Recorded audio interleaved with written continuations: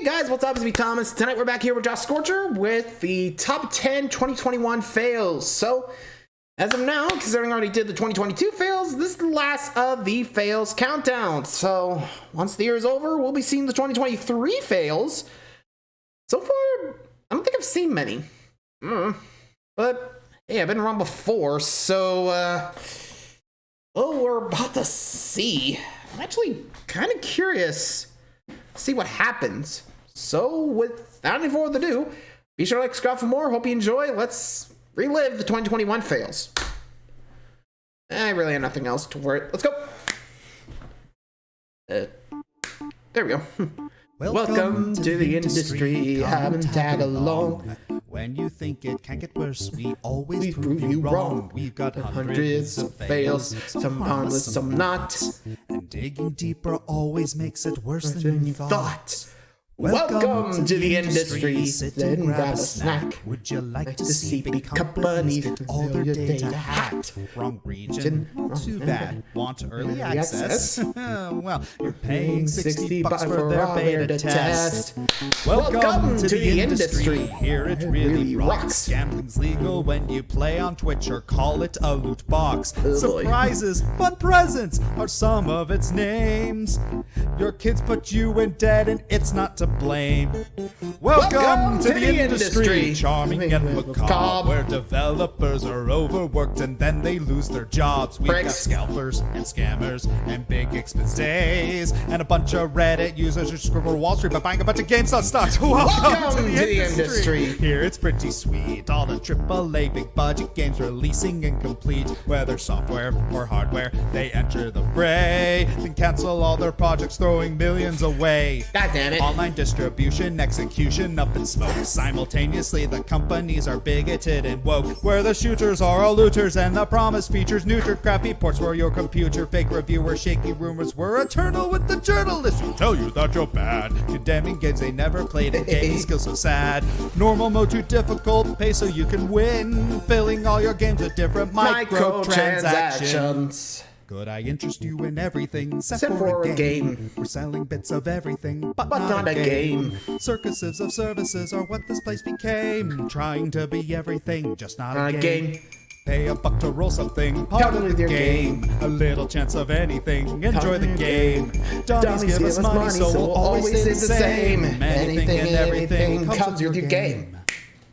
Actually, nice. Welcome to the industry. Nice. I was actually kind of got caught up into it. First up, quite a few people have hi, accused Nintendo. me of Welcome bias back. towards Nintendo in these fails lists. To be fair, I kind of am. I mean, most of us grew up on Nintendo, so what do you expect? Poor creative choices or constantly being behind the times are worse sins than unquestionably malicious actions like predatory monetization or workplace abuse. Sure, Nintendo can be frustrating, but in the same way your boomer grandparents are frustrating. Just hasn't gotten there yet. Even though you wish they'd stop being just so hope Nintendo doesn't really follow the modern world already. footprints of Activision or Blizzard. The audience has manifested. So, Ninty, what'd you do this time? I'm losing money on this deal. So, as if the limited time shtick isn't bad enough, Nintendo still hasn't learned much in regards to handling the accessibility of their old games. In the middle of October, Nintendo revealed to the public the price of their expansion pack. With the Inside, N64, they had the Genesis, Animal and DLC, as well as a package of N64 and Sega Genesis games. Not to mention online multiplayer for them. This seems like a great offer. Of course, they gotta charge extra for the price tag subscription, which is fine if it's only like a $5 to $10 extra. But who am I kidding? This is modern day Nintendo. Like Let's bump it up to over twice the price, why don't we? Dude, Nintendo, seriously, you were this close to restoring everyone's faith in your business decisions, and you had to trip over at the last minute. I mean, don't get me wrong, the offers themselves aren't bad, but paying $50 for a membership and $80 for a family plan is ridiculous. I think it's more 80 when for Netflix first came out, piracy of movies and shows dropped significantly. But now that we have Paramount Plus, Disney Plus, Amazon Plus, Hulu, Apple TV, and all these other exclusive platforms that make it super inconvenient to watch interesting shows, piracy jumped right back up. People felt that figuring out uTorrent and risking viruses was less of a hassle than purchasing all these different streaming services. Similar deal here. Nintendo emulators like Dolphin and Project 64 have been out for all this time, letting people conveniently play old those games, Dolphin games. and in Pretty some fun. cases, allowing people to play them in better ways. So when you tag a larger price point onto a much less convenient service, people won't bite. Bottom line, the Switch's emulation doesn't come close to being as quality Game Boy, as the stuff like, that's already emulators out here, right but now. let's just hope it's they down the price tag still sooner just or later. a form But of accessibility and Is it like legality and morality, but that's a whole nother debate. In conclusion, let's just if you hope they can't put a plan decent to price like tag lower on the your prices. service, you're Otherwise, just wasting they're gonna everyone's lose time. customers. Seriously, fast. does Nintendo hate money or something? This keeps up, they might need another Wii U era just to keep them humble.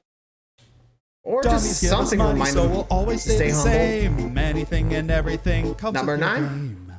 Here we go. Okay, for those who are playing Josh Scorcher Fails Bingo, you can mark out the Nintendo one. Already did? And the E3 one, because that's where we're going with this. Uh-oh. It isn't surprising that E3 appears pretty often on these fails lists. For every Nintendo claymation, we get an EA Pele. Well, this past E3 was no different. After last year being completely skipped due to complications, to put it mildly, this year was an opportunity for all of the major game companies to show off their stuff. Unfortunately, Sony skipped, Gearbox spent way too much time on the Borderlands movie, and Take-Two spent 40 minutes talking about diversity and inclusion.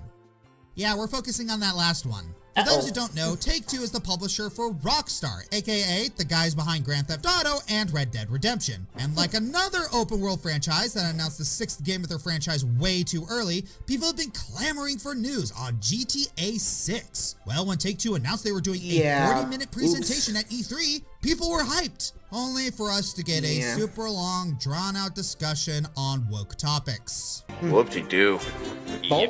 Now, don't get me wrong, especially with some of the failures this year, some that we'll definitely be talking about later on this list, these are important discussions that absolutely need to be had, not only with Take-Two, but the game industry as a whole. However, when you do this with barely any warning and at a show where most people are expecting game news, not a keynote, it leads to some very salty gamers. Some with some pretty offensive rhetoric coming from them after the fact, which is a fail in of itself. Yeah, this was a big fat mess all around. Honestly, I don't know why Take-Two thought this was a good idea. It's not maybe don't do it on a big gaming show. It's just baffling that they maybe believe save it for another night, huh? was the time and place to talk about this. We are at E3 for game announcements mostly, so having a diversity panel is a weird diversion compared to some of the other presentations. My joke got had for a crypto panel. But either do the things that gamers came there to see, or don't bother showing up at all. But pretty much, at least the not a good time existed, to do like even though equality it did more damage or than actually something. help, and especially since it all went bad timing, guys. Just say bad timing. Oh, trust me, we're going to get to that. Though, if my pattern recognition is functioning enough, calling it now. You're the next one that's going to have a sexual assault scandal. Dummies give us money, so we'll always stay the same. I don't remember what happened with Anything 2022's E3. Sad. You know how most of these fails have been targeted towards big budget corporations and companies? Yeah. Well, strap in, because we're going to grill the crowd this time. Us? As of first, we're talking about community fails. Target Nintendo. Sure, we at Fiery Joker Productions love to grill Nintendo for their perpetual out-of-touchness, as seen with number 10, but it doesn't excuse their community for the occasional monkeying around and acting like spoiled brats. I don't think I'm being controversial when I say that Metroid Dread is a fantastic game and a much return to form for one of Nintendo's longest-running franchises. And yet, some people just refuse to be happy. Somehow or another, Dread became the center of two of the most mind-numbing instances of fandom to ever blight the internet. I'll go over the less moronic one first. The attempt to use Dread as some kind of justification for piracy. As of late, Nintendo's price points have been questionable at best and unjustifiable at worst. No arguments there. But you may be wondering, why is Dread, a $60 game, in an era where most games are $60, being held up as a reason to pirate games? I mean, if we want to have a talk about industry standards and the rising prices of games as their budget also rises, and whether or not there might be reasonable things to be done about keeping game prices lower, that's one thing. But flat out advocacy for piracy by a mainstream gaming journalism outlet of a game that hasn't seen a great mainline title in a long time, developed by a small third-party company in Spain who wanted to make it because they love Metroid so much. Yeah, totally sticking it to the man there. pricks. I don't have time to f around. And let's not forget there are Yeah, plenty not of cool, worse things to Kotaku. spend your money on, like drugs or lottery tickets or NFTs. This is mine now. All yours.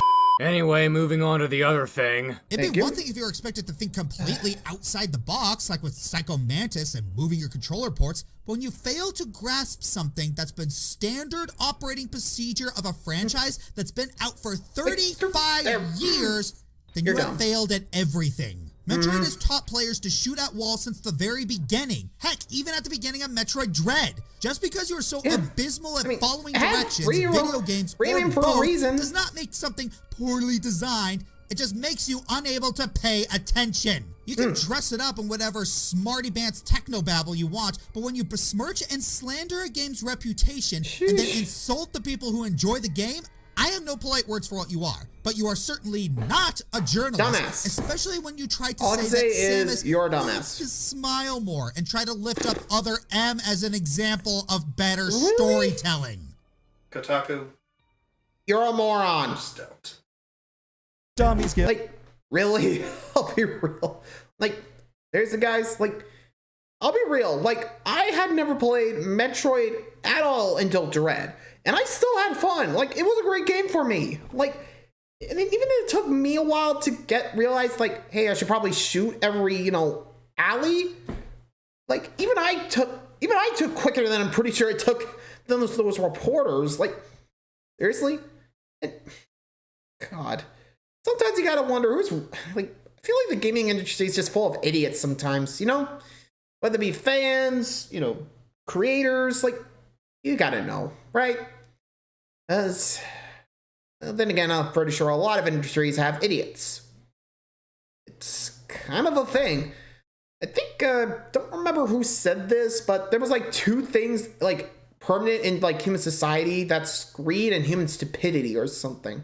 Or endless or something. I don't know. Like, I know it was like human stupidity is like a really infinite thing. Like, people are going to be stupid. So, I guess you can't be too butthurt by it because, they're going to strike. You just got to take the blows. Or just take the time to think back. Like, wait, is this stupid? Okay, my rant's over. Moving along. give us money, so we'll always stay the same. Anything and everything comes with your game. Well, at least we have the Stadia.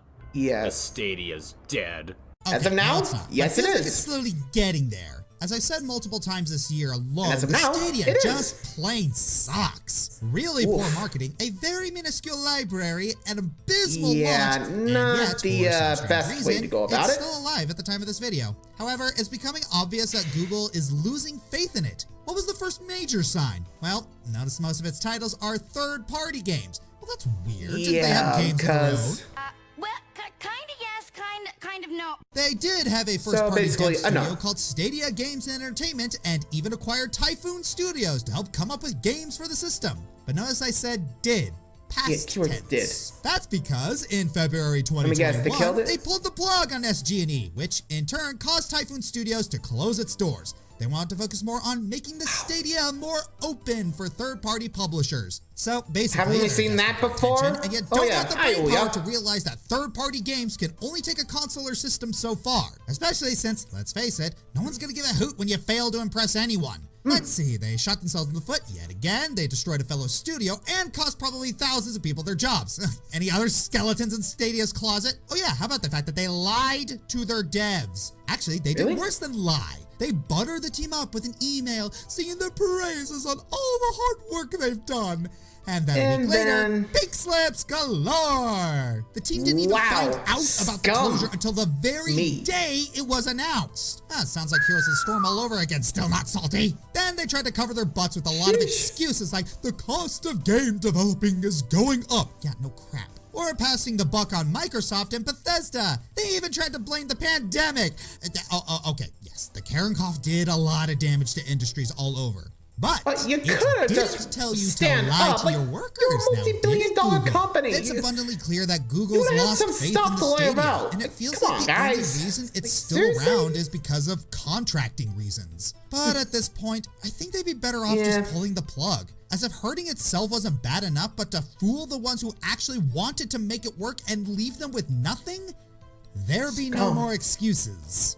Yeah. Dummies like give said, us money, it's already so dead. we'll always stay the same. Anything and everything comes with your game. Number 6. 2021 seems like a pretty distinct year for sloppily released games. A good amount of AAA titles this year have certainly seen Which better one? days between their hype and release. Though a game being is often talked about, what does it actually mean? Well, it's actually a budget thing. The amount What's of this money game? being put into it matches a modern day movie's budget. It is not a quality thing. Shocking, I know, but just as there are Oh, terrible God. big budget movies, there are terrible big budget games. With the amount of Yep. money being poured into the production, there's no excuse for these games to flub as much as they did. Unless you have a good story behind it like No Man's Sky, no apologies would come after being publicly humiliated. I could go into detail about each of these games, but our hands are full as it is, so let's do a which quick game? rundown of each of them.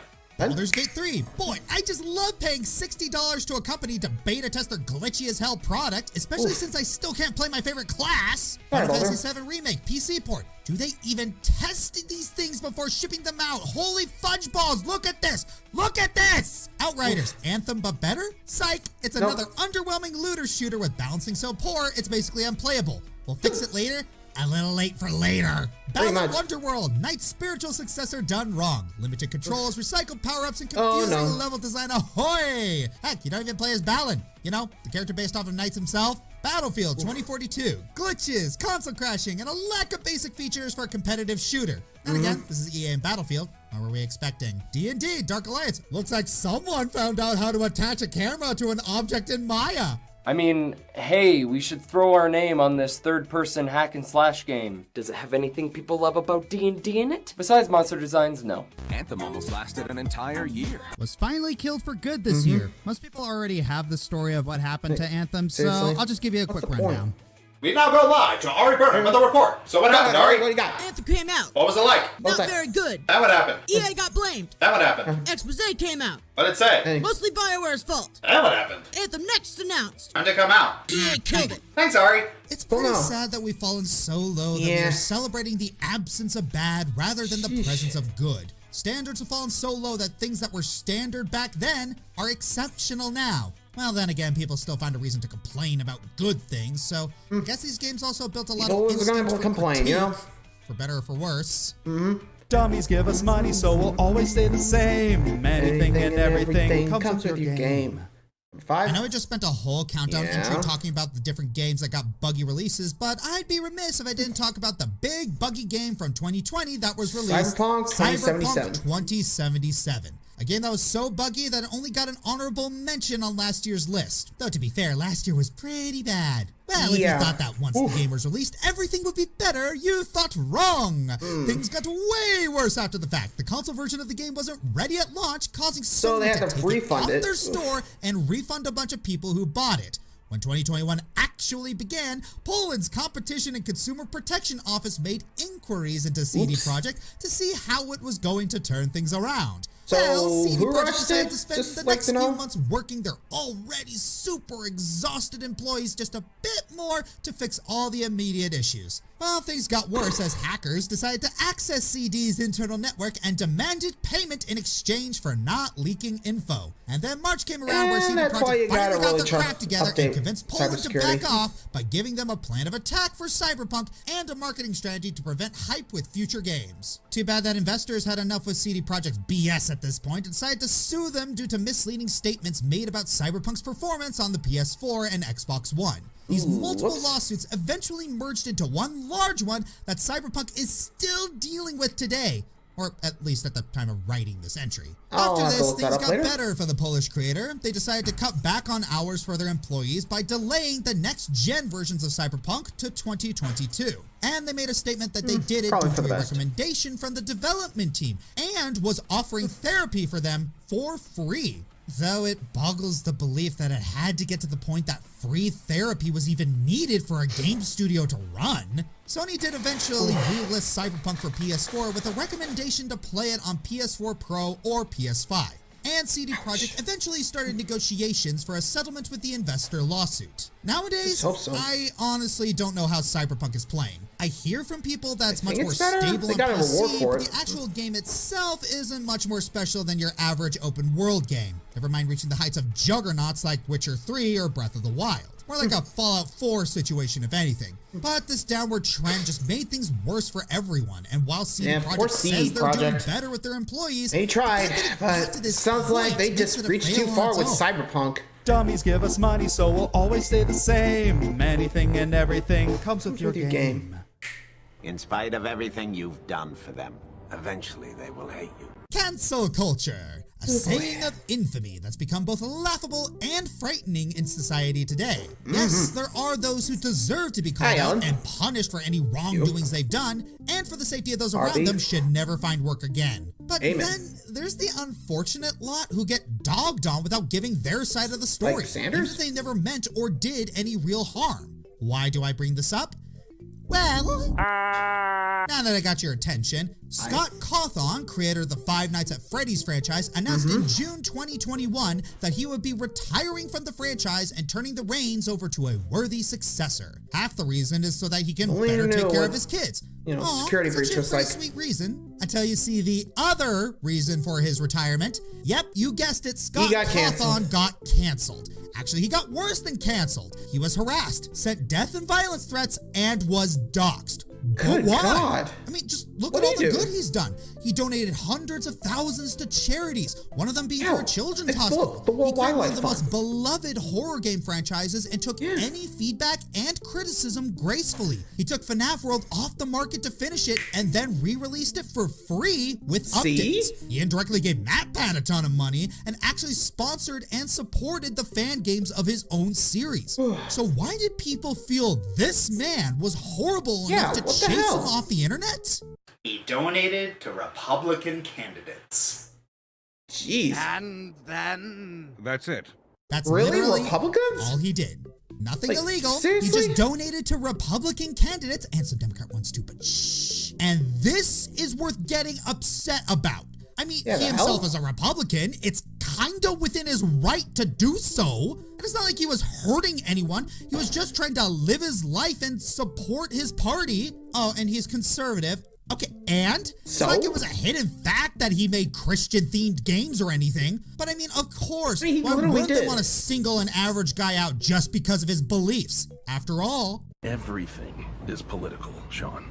You see that? You took a Life is Strange 2, one of the most obnoxiously on the nose and politically suffocating games of all time, and made it relevant. See?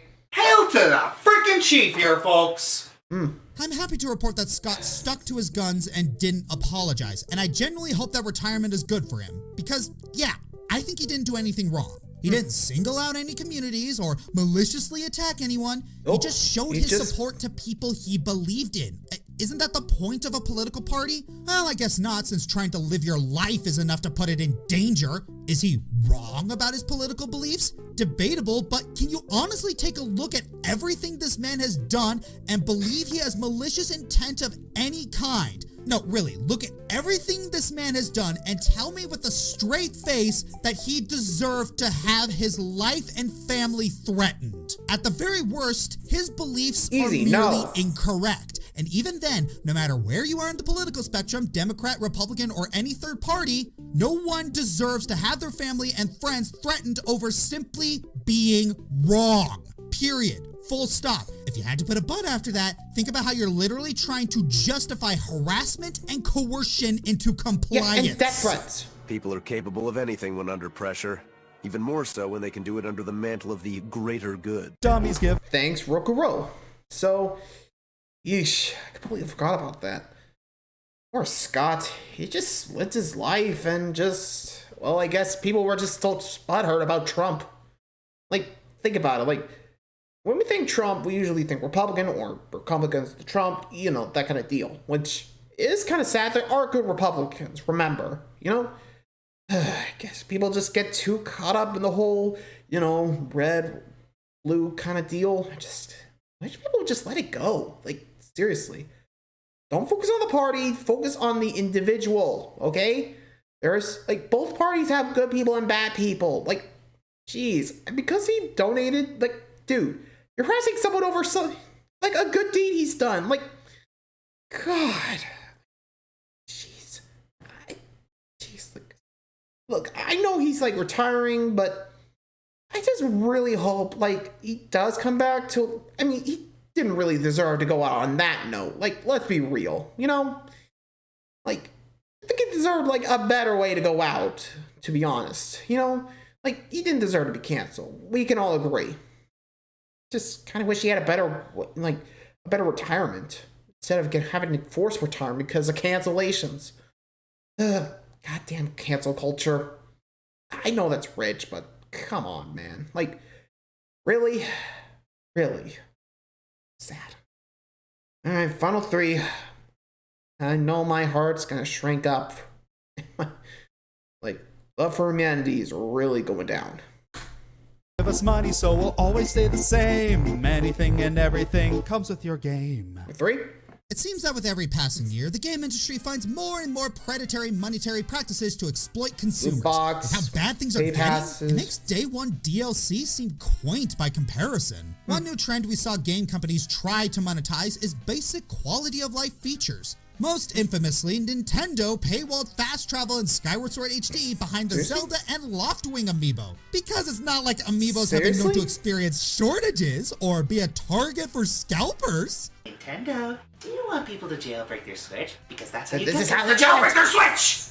Avengers, which I highlighted in last year's fail list, increased required experience and attempted to sell boosters. They did cave into the backlash and remove them, albeit while claiming that they did not see them as pay to win because they do not offer power directly. Wait a minute! This is a perfect opportunity. Okay, guys, see, I developed this corporate apology translator, alright? Powered by 15 AI. Link in the description. Do you people not realize how much money we've pissed away on this thing? How were we supposed to know that no one wanted a Destiny clone with the Avengers brand slapped onto it? It's almost like games of this nature tend to be high-profile disasters or something. So if you guys could just shut up while we desperately attempt to nickel and dime you, that'd be great. Wow. That's bad. Wanna work on the bugs? Maybe this was a mistake. I preferred the nice one. Mm-hmm.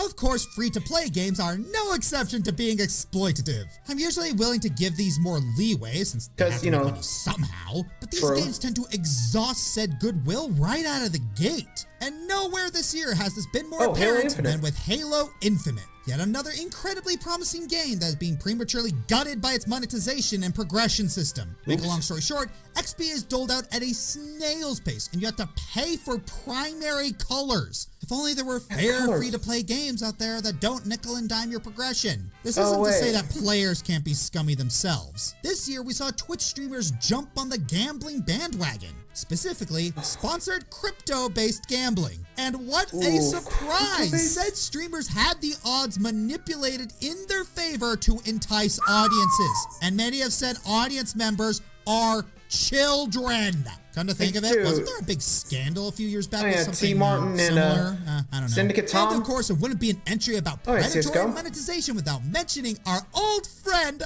loot boxes. Ever since Overwatch popularized them back in 2016, they've been some of the most infamous and profitable ways to exploit players. With this in mind, game publishers have made efforts to defend loot boxes by calling them surprise mechanics and saying that they never push players to buy them. We even saw some game journalists join in on the half-baked excuses. Dude, if you're having progress buying loot boxes, you know you're doing things wrong, okay? We know we can't cosmetics stop only, you from doing blatantly predatory monetization. I get that. But for the love of all that is holy, at least try to sound half convincing. Like, here, I can get you one right now. Loot boxes are just another form of randomized mechanics in games. Games are full of randomized mechanics, so loot boxes are perfectly ethical. Nah. I mean, it's still half-baked, but it's better than what you guys have been getting. How guys, bad come things have on, gotten remember, over the years, it really the makes you monetization wonder is for how cosmetics, publishers will try to not actual exploit gamers in the progress. future. I mean, what's next? Are we gonna have to pay for bug fixes? Don't give them Given how ideas. prophetic people on the internet can sometimes be, maybe I should just keep my mouth shut. Yeah, Dummies for the give best. us money, so we'll Just- always stay yeah, the don't same. give them ideas, Anything dude. and everything comes with your game. Little peek behind the curtain. Classifying something as a fail is sometimes a little Subjective. tricky. Because, yes, on one hand, for one party, it could be a fail. But for another party, or in Nintendo's case, the industry as a whole, it could be a win. So with that said, game stocks! Oh yeah, we're talking about To the the movement moon. that even made Wall Street shift their pants for a few days, the GameStop short squeeze. So what exactly is this movement, and why did it make Wall Street lose $5 billion? Well, if I try to go into the intricacies of the stock So market, basically, I would they lose raised the viewers stock faster than prices of Take-Two did at GameStop the when they beginning of heard the E3 about, conference. you know, To summarize, Wall Street this. investors borrowed a bunch of GameStop stock and sold it, hoping it would reduce in value due to GameStop, well, being a dying brand. Well, a subreddit called Wall Street Bets artificially inflated GameStop stock by buying a crap ton of it. This led to a about cycle where 16 people kept times. buying the stock and investors had to buy it back at higher amounts to return the stock they borrowed, causing them to lose money in the process. Yeesh. This entire thing caused GameStop stock to skyrocket to insane amounts and made billionaires lose billions and normal people make millions. Now, Damn. this is a good thing or a bad thing depending on your point of view of stocks in general. We aren't really going to argue who is right or wrong here, as this isn't a financial podcast. One thing I will add is how public the anti-consumer ways of stock trading sites were. Absent sites like Robinhood hid GameStop's logo and prevented most users from trading GameStop stocks. They said they were doing it to protect consumer interests, but most people i.e. think that this protect the only big helped guys. corporate consumers Not a good in the idea. long run. The funniest thing here is that GameStop had almost nothing to do with this. The guys who spent last year mistreating employees and forcing them to work in poor conditions due to the Karen cough had nothing to gain from this. All they were doing at the time was trying to make their stores into hangouts or whatever they were trying to do. I keep forgetting. Again, Yeah, I whether or don't not you know. see I this as lost a track fail with them. really depends on your own personal beliefs and I'm not knowledge. sure what they're doing now. Personally, this led to a fail on multiple accounts for me. A failure of the stock trading system, leading it to be exploited in this way. A failure of the stock trading apps, leading to a bias in favor of corporations. And a failure of GameStop, of all places, getting unknown hype when the entire organization is gasping for air. Dummies give us money, so we'll always stay the like same. I said, they didn't know, Anything so and I everything guess comes with even your they were game. expecting their deaths. Artifact canceled for good. Oh no. Anyway, PS5 Yep, move on. scalping. It still hasn't stopped. Ugh. Yeah, I'm not sure if GTA it still Trilogy is. remasters and C&D mods. When piracy is the best option to play these games on PC now, there's a problem. Woof. Celeste Composers not being paid for 2 years. Still a great game, but Motherfuckers. yeesh. Xbox Live Gold doubling price. They attempted to, and they would have gotten away with it too if it weren't for you meddling gamers and your stupid standards. EA hacked and stolen data. The fact that people are celebrating over this is really telling. Also, it was stupidly easy to do. Destiny 2, Transmog. Idiots. Remember when we thought that Bungie moving away from Activision meant no more bad microtransactions? Nope. Me too. Stealing the Metabots brand name for a cryptocurrency game. This is probably the first Letting time go, I've ever Metacoin. hoped something gets a C&D. Hashtag justice for Metabee. Deleting stores. Would have made the list, but Sony relented. For now. Dummies give us money, so we'll always stay the same. Anything let's and see what top everything the comes fails. with your game. Okay, it's time for the number one. What could it be? Konami? EA? Blizzard? Saw it coming. Yeah, from the moment this fair whole thing enough. started, there was no question that it was going to be number one. The other entries on this list wish they were even a fraction this bad. Honestly, I'd say this Not is less sure of a about fail that. and more a blatant violation of human rights. This is the obvious Again, number one choice from the sit-ins start, could so work. without further ado. Here's everything that happened in this case. Going into 2021, Blizzard was not in a good place. Between disappointing releases, PR nightmares, behind-the-scenes turmoil, and even international Blitzchung. political bungling, things were looking bad. But all that was merely the prelude to their Hindenburg disaster of 2021. In July of this year, boy. Activision Blizzard received a lawsuit from the state Wow. of California over some From the lawsuit absolutely from California. horrific allegations. To summarize, Blizzard fostered a horrifically sexist workplace culture. This had been going on for years. Among many things, misogyny was condoned to the point of practically being encouraged. Pay disparity was everywhere, and female employees were treated as second-class citizens. Most damningly, management looked the other way at best and actively enabled things at worst. There's also the fact that a former Blizzard employee once kept a hotel suite known as the Cosby Suite, where sexual Wow. exploitation by higher-ups flourished. To be fair, a number of said higher-ups were let go. Though, Blizzard also decided to do the weirdest flex ever and rename McCree. For context, McCree was named after one of these employees. While I can see why Blizzard would rename him, it comes across as hollow since most people didn't know or care about McCree being named after him. I recognize the council has made a decision, but given that it's a stupid decision, I've elected to ignore it. The backlash was so bad that the shareholders sued Activision for withholding the information and causing artificially inflated stocks. J. Allen Brack and Bobby Kotick were quick to respond with apologies so paper thin you'd swear they were written by a robot. J. Allen Brack claimed that he disdains bro culture and that the fight for equality is didn't do anything to stop Bobby it. Kotick claimed that Blizzard would see swift change and long-lasting action. And by that, he meant actively trying to stop employees from unionizing. Notice that at no point did either of them actually take any ownership or responsibility for what happened. The first thing needed for an apology video is to not apologize. Okay, Blizzard. I'm gonna make this as simple for you as possible. Yeah. How about Actions less speak talking louder than words. You can go on as much as you like about diversity and inclusivity. But if you don't actually how about take shut the the fuck up steps and to actually implement help? those things in a meaningful way, people are gonna see through the BS real fast. Yep. Looking back on it, it's almost like Blizzard's performative activism was nothing more than, well, performative activism. J. Allen Brack later left Blizzard. Said departure was met with a massive outcry of "Stop, don't come back." As the months went on, Blizzard did everything in their power to make things worse for themselves. At one point, they went so far as to shred evidence. Blizzard. Wow, are you do actively realize trying to that get shut down? shredding evidence makes you look even more suspicious? Yeah, even more scummy. I thought evil corporations were supposed to be smart or something. Nope. If there were such documents, that's not an admission. I would have seen to it they were shredded. Good idea. A lot of tape and a little patience make all the difference. To the surprise of absolutely no one, it was later revealed that Bobby Kotick knew about everything that happened and chose to ignore it. Oh, there's a big surprise! So that leaves us in the present day. Excitement for Blizzard's new releases has all but vanished, and some people want the company to just straight up burn to the ground. Do you remember what I said in their fails countdown? This keeps going, both companies are going down. And Blizzard doesn't deserve that. Yeah, I take that Screw back. that. You can't They just blame deserve it. Activision for this anymore. Pretty much everything that happened this year was the fault of Blizzard. Given how long Activision this here, has been just happening, they have Blizzard. no excuse or scapegoat of any kind. I think it's time to amend Blizzard's plaque.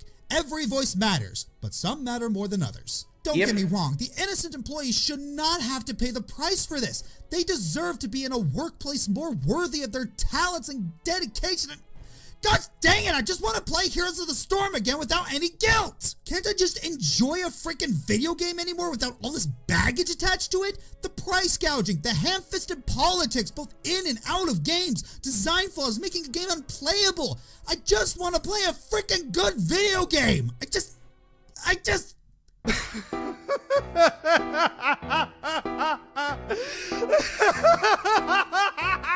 Can't tell you're crying or just laughing. Have some angry online posturing surround all games. Activists hollering, don't play this game. Members in the embers of a war's forever flame. Aiming to do anything but play the game. Influential money from Beijing changes your game. A tiny flaw in programming can't play the game. Nervous you deserve this, well we all must share the blame. Caring about everything and anything and everything and anything and everything except for the game.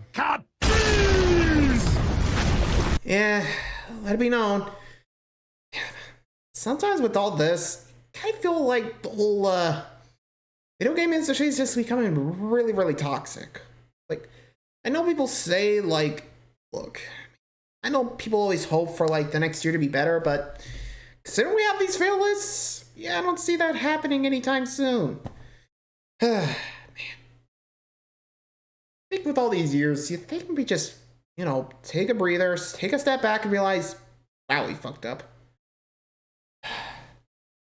But, like I said, I'm not going to jinx it, but it kind of sucks to be a video game fan.